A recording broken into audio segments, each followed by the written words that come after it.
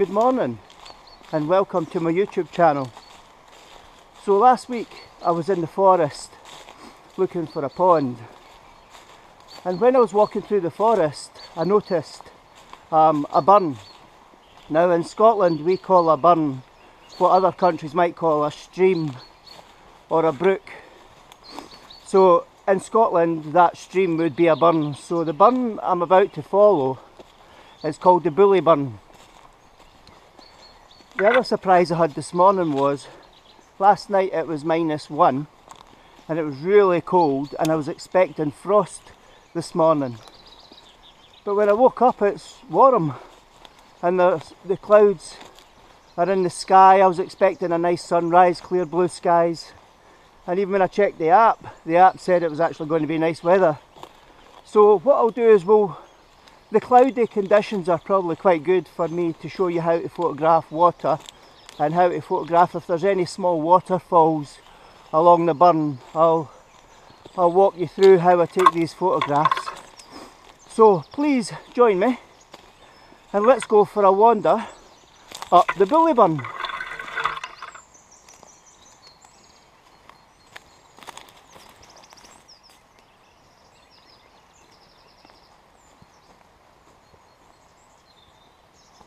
So at the moment I'm just following a path.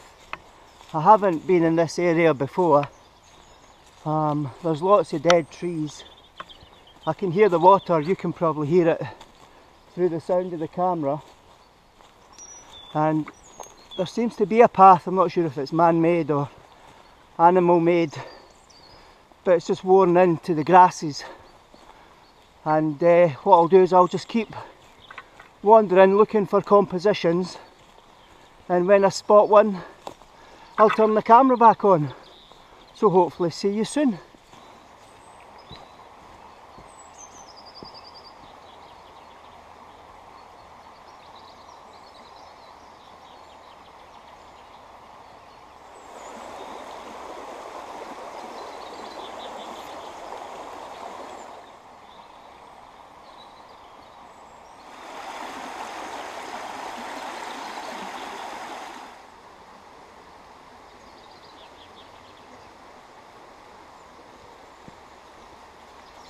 Okay, so I found a bridge. I've just come over the bridge, and actually I'm going to be spoilt for choice.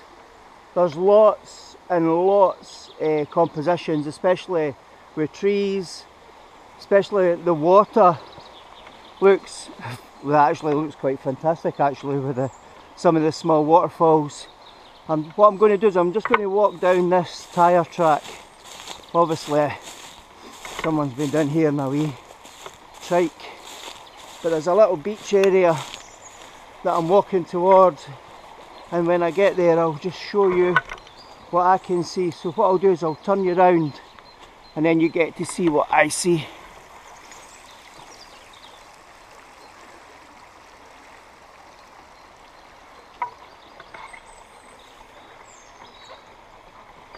So it's a case of where do I start. So what I'm going to do is I'm going to walk further down the burn, and I'm actually going to walk into the burn, and I'll follow it as far down as I can that's safe for me to do so, and then I'll work my way back and see if we can find compositions in the water, and then we'll have a look round the edges of the burn and see what compositions we've got with the trees, because it's probably about 10 to 7 in the morning at the moment. There's not going to be a sunrise, so we've just got clouds, so the lighter it gets the more vibrant the trees are going to be. So what I'll do is I'll start wandering down the river and I'll catch up with you soon. So I've walked down the burn, mostly in the water, but sure as have it, fate kicked in and I was trying to be careful when my foot hit some slippery, what I would call gunk on a rock, and I ended up in the water. As you can see I'm soaking wet, but hey ho, it is the start of the journey. So I'm wet, my hands soaking, hopefully my gear and my bag's dry because it went backwards. That's another tip. Make sure when you're out wandering with a camera bag, the camera bag's not too heavy, because when you lean back, it pulls you back. So what I've spotted is this tree. There's a fallen tree here and the mosses are really vibrant at the end. So what I plan to do is I plan to set up my camera on top of the root of the tree, and I'll use the fallen tree as a leading line because it branches off at the ends. So I'll get the camera set up and then I'll talk you through how I'm taking the image. Okay, so I've set the camera up. I've put the GoPro behind my camera in the hope that you can see my screen. So I've started off with settings of 1 second, f11 and ISO 100. So I'll put the viewfinder on so you can see. So last week we spoke about composition and the rule of thirds, and when I took a photograph of the tree, what I said was rather than the tree being in the middle, it'd be best on the left hand side so we could give it space. But this composition is a wee bit different because the leading line is the tree, so that's why I've got the leading line from the centre of the photograph. And then what you've also got is small bracken and ferns on the right hand side and some trees. So to show you what I do, I'll zoom in to the centre and I'll zoom in again and I'll focus in midway into this image. There we go. And now if I take that shot, I'll actually put it on a timer. So if I put it on a 2-second timer, that helps just in case I shake the camera and then the camera gets steady. I've lifted the ISO to 100. Now what I can do is focus stack. So we've spoke about focus stacking before if I want a really sharp image. So to focus stack, what I'll do is I'll put my hand in front of that picture, and then that way when I come to edit I know this is going to be the photo stack section. So if I zoom in and if I adjust my focus to the front of the camera, and now if I set the focal point to midway in the image, and again I'm still shooting on manual, I've got manual focus, I've turned the image stabilizer off on the lens as well, just in case the vibration for the image stabilizer causes shake. And then what I'll also do now is zoom in to that branch and I'll make that sharp there. Now what I'll do is I'll take another photo and put my hand in front, then I know that's the end of that focus stack sequence. So it's just sometimes if you take a lot of pictures of an area or a composition, it's sometimes good to use your hand as a marker, so when you get back home and you go to edit your images, you know your start point and your end point, and your hand's just a dead simple way to do that. So I'm just going to hold the camera here to see if you can see the back of my screen. Those ferns that you might be able to see that's sticking out the side of the tree, I thought they'd make quite a nice composition. So what I've done is I've focused on the front fern, and as you'll see, that's sharp. I've reduced the shutter speed to 1 second, and there we have it. So I'll be able to have a look at that in post-process. I'll look for other compositions around these ferns.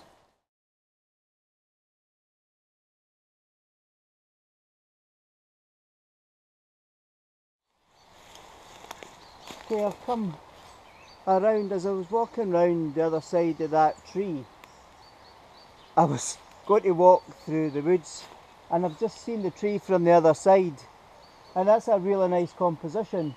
So what I've done is I've set up my view and I've put my leading line coming in from the right hand side so I get as much of the tree on the left. I've just zoomed in and focused into the centre of the tree. I'm still on f11. I've reduced my shutter speed, or I've speeded up my shutter speed to 1/6 of a second,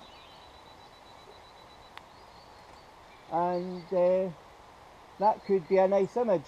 So the reason I've composed it this way is, if I was to get a wider scene, elements of the sky is going to creep in, and it won't look right. So I've now got the tree tightened into the composition. But while I'm standing talking to you, I've also spotted, I don't know if you've seen this before, but some of these dead branches have got what looks like a white fuzz on them. What that's called is frost hair, and that's quite a phenomenon in woodlands. I think it's supposed to be the northern hemisphere, where it gets so cold there's fungus in the branches, and what it does is the frost explodes and then crystallises, and then you get what this looks like as kind of frosty hair. So in the woods are littered with these.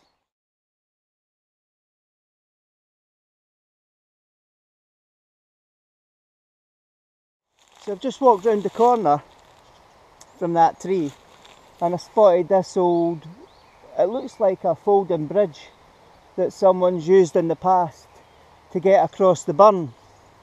So what I've done is I've set up this composition and I've put it in portrait mode, because what I want is, there's a kind of trodden path through the grass to the wooden bridge. So what I'm going to do is try and use that path as the leading line into the bridge. I'll take the photo, I've put it to 1/4 of a second exposure f8, and what I might do is just a quick bracket. I'll take 3 shots.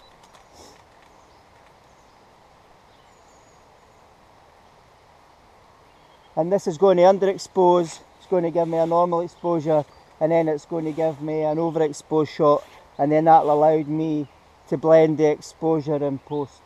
So that's the bridge. Let's move on and see what else we can find.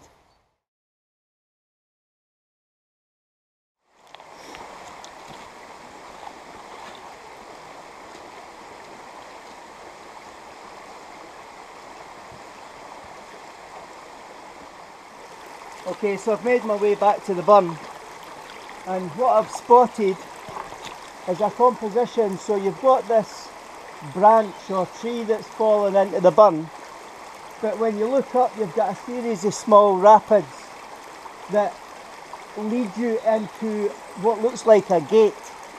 But the first shot I'm going to take is I'm going to use that section of the branch to use as foreground for the composition, because what I'm trying to achieve is, I'm going to see if there's a reflection in that water that might make a nice image. So it's starting to brighten up a bit, the sky's turning a bit blue. So what I'll do is I'll take a shot without a polarizer, and then I'll take a shot with a polarizer just so that I can see the difference. And if there is a big difference, what I'll do is I'll post 2 photos at the end of this reel, one that shows you with polarizer and one that shows you without polarizer. So I'm just going to go and get set up. I'm going to move over there. You probably won't be able to hear me because I'll be too far away, but let's see how we get on, and I'll be careful where I tread.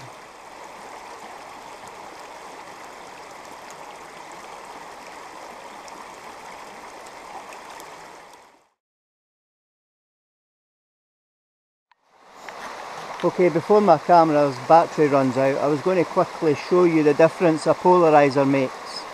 So if you can see all the glare on the back of the camera, when I turn the polarizer round, that then reduces the glare.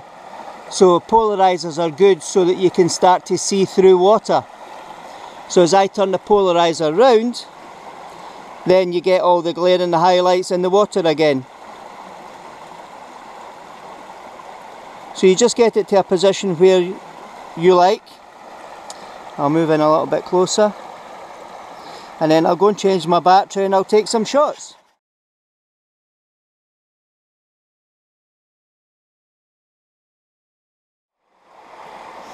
Okay, so I'm going to do a pano. So what a pano means is, if you want to get more of the scene in the photograph, you take a series of pictures. So you've probably seen these really long, wide, thin, narrow letterbox shaped photographs. That's probably a series of maybe 8 to 10 photos, all taken at different distances and then stitched together. So what I'm going to try and achieve, and I'll show you this in a tutorial of how to bring all the shots together in a panel, but I'm going to take probably 9 shots of this scene and then bring all those 9 shots together and show you how to do a pano in Lightroom and then how to finish off the edit in Photoshop. So first of all, you have to be in manual mode. You have to make sure that all your settings are the same. So what I'm going to do is, normally I set my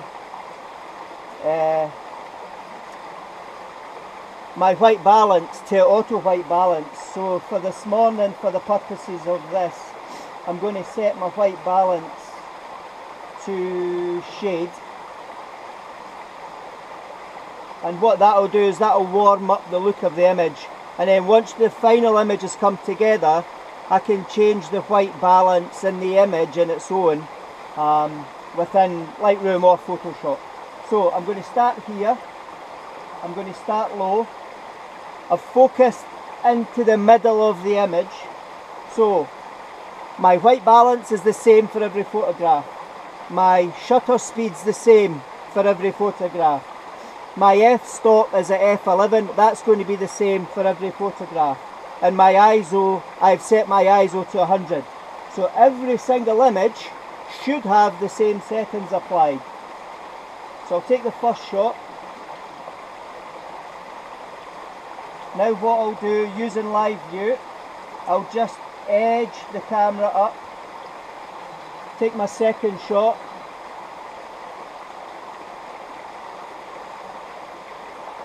now I'll just increase the distance again, take my third shot. Now I'll turn the camera to the right, take my fourth shot,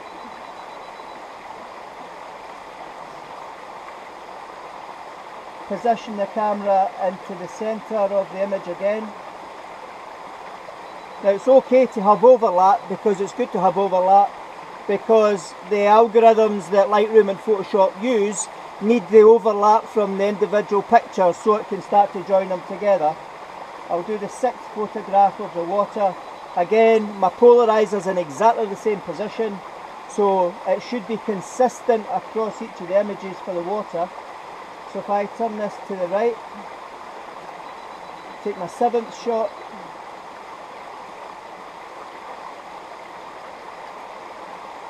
and then centre the 8th shot, and then the 9th shot will be a sky shot higher up, and that's the 9th shot. And then what I'll do is I'll take a photograph of my hand, and that I've taken a photograph of my hand at the beginning of the sequence, I've taken a photograph of my hand at the end of the sequence, and I now know that when I go back home to process these images, that those 9 shots are my pano shot. And I'll show you in the next tutorial how I bring all that together. So what I'm going to do now is I'm just going to move forward into the composition, and I might get a bit lower just to see if we can get those tiny little waterfalls in the foreground and then at their level, and then go back just to see how that composition looks.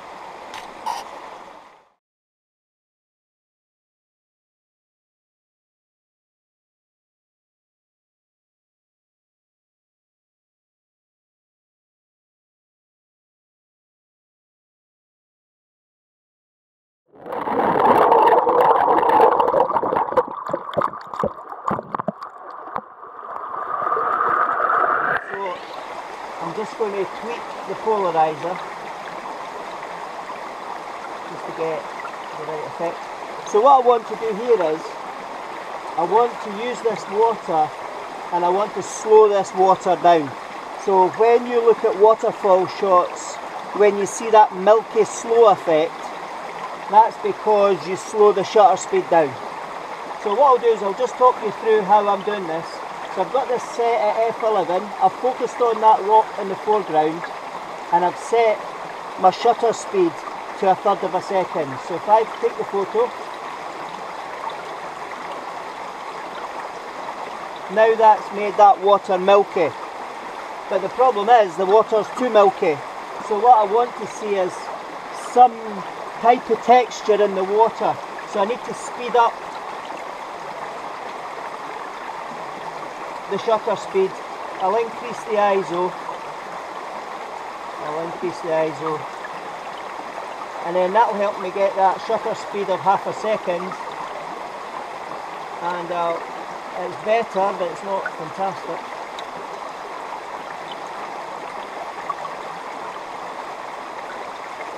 So now I've got streaks in the water at the top rock.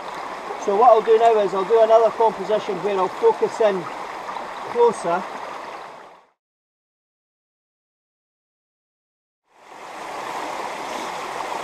Okay, so we've now moved up closer to this composition.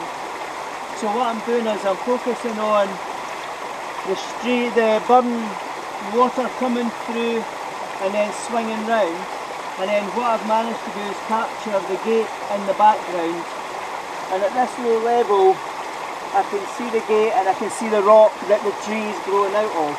So I'm going to focus on this rock in the foreground, and then I'm going to focus on the large rock in the background, and I'm only going to take 2 photographs.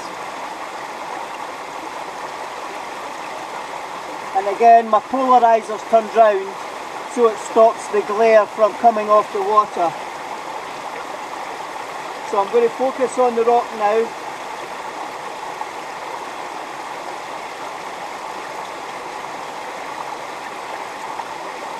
And for that composition, that's me got my 2 shots. So what I'm now going to do is position myself over here, and then I'll try and look for a leading line into that gate.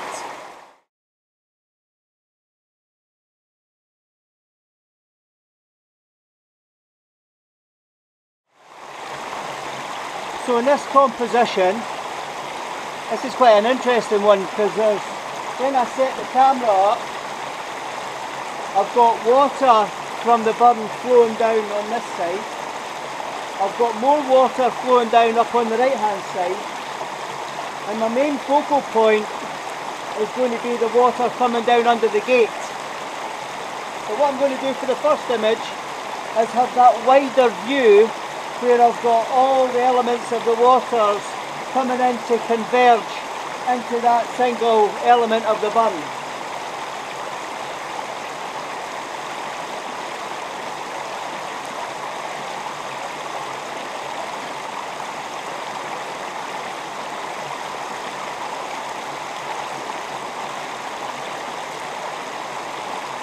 So what I might also do here is a pano. So I might just do a series of 6 photos and start wide and go up, because the trees above the rock are really interesting and they're a real vibrant colour.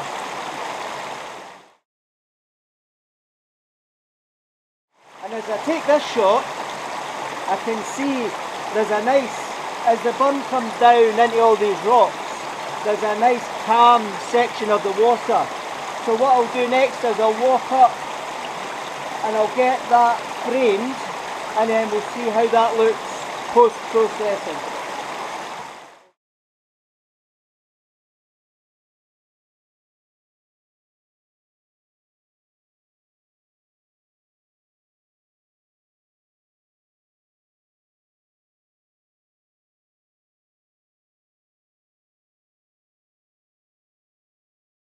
Okay, so I've now come to the top of the burn. I've had a wee mishap along the way, but I'll explain what that mishap was later on. I've got this still portion of the burn. But as you can start to see, the sun's starting to come through the clouds. And it's lighting up the trees, it's lighting up the water, it's lighting up the side of the bank, and it's absolutely stunning. So what I've done is I've put an ND filter in the front of my camera behind the polarizer so that I can take the glare off the trees.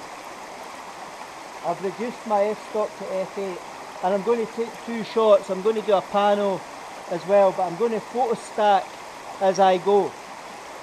So I'm going to focus on these rocks at the first off, and then what I'll do is I'll focus on that rock and furthest away in the burn.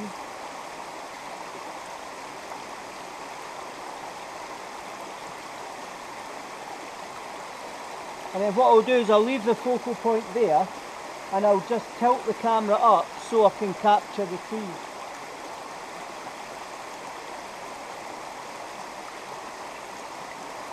But I won't go too far because it'll completely distort the photo, and I want to get that pano because it's a really nice shot. If I zoom in.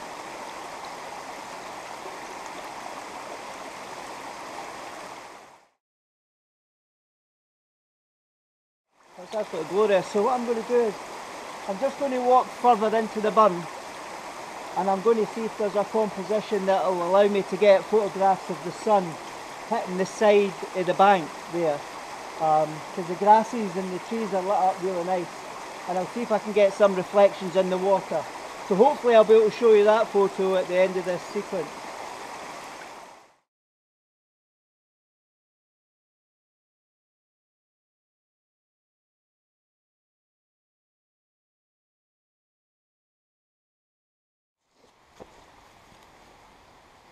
Oh, well, I'm buggered. I've had quite a few disasters this morning. I can't even get my welly off because there's water inside my welly and I have to just leave it. I dropped my other tripod that had the GoPro on it and the heads fell off, so I'll need to glue that when I get home. So I think before I start my wander back, I'm going to have a wee coffee and a breakfast bar because I actually thought the weather was going to be better than it was, but to be fair, the dull conditions is good for water because then you're not getting all the dazzling light off the back of the water. But the polarizer helps, and if you've not got a polarizer, it's actually worth investing in a circular polarizer if you can get it, because it's not just handy for water, it's also handy if you like taking photographs of cars, for example, and you want to take the glare of the light off the windows. Then a polarizer comes really handy in that situation as well. But to be fair, I was expecting a lot of frost this morning. It's been quite mild, it's only 1 degree. I did wrap up extra warm, but that's fine, it's kept me cosy, except for my feet. My feet are soaking wet on my left welly. I stood in a crag in the river and in the burn, and I never even noticed how deep it was until it went over my welly, and I haven't even got the strength to undo my cap. So I hope you've enjoyed that wee trip up the burn. I think the other thing that I'll try and do is I'll try and do a tutorial on panos, and in that way show you how I can bring those images together. So what I did was I've taken 2 panos. I've taken one that had 9 shots and I've taken one that had 6 shots. So hopefully one of them turn out, and hopefully it'll be quite informative for a tutorial if you've never done a pano. So what you'll also notice is when I'm doing my post editing in my tutorials, I use Lightroom and Photoshop, but there are other software packages out there that do the same thing. It's really a personal choice. I've used Photoshop for years and I'm really familiar with it, and it really helps. So I need this. I'm going to try and empty my welly because it's got loads of water in it. And then what I'll do is as I go back to the car, I'll venture back across the burn and I'll see if there are any other compositions along the way.